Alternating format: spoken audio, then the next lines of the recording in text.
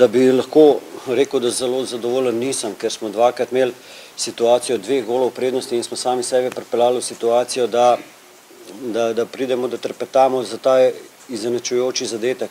Na srečo smo uspeli pripeljati tekmo do konca na način, ko smo si želeli, se pravi zmago.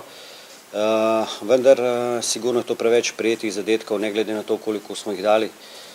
Verjamem, da so gledalci uživali, da je njim bilo dosti bolj, kot nam na klopi, ampak treba popraviti hitro te napake. Sploh ni pomembno, kdo zadane, pomembno je, da so mi danes zmagali in da je vsak igralec na igrišču dal 100% za to reprezentanco, tako kot vedno, in da smo naredili tisti korak naprej, ki smo ga potrebovali, da smo tisto samozavest dvignili še eno stopnjo više.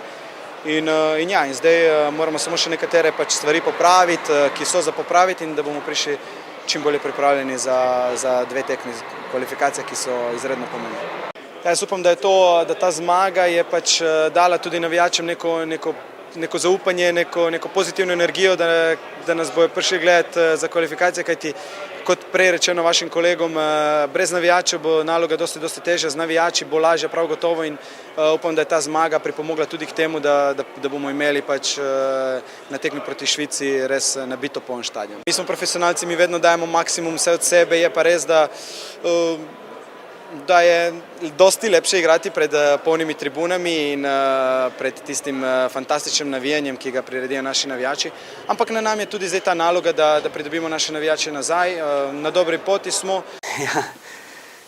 Ja, upam, da je to samo zaradi praznikov in počitnic.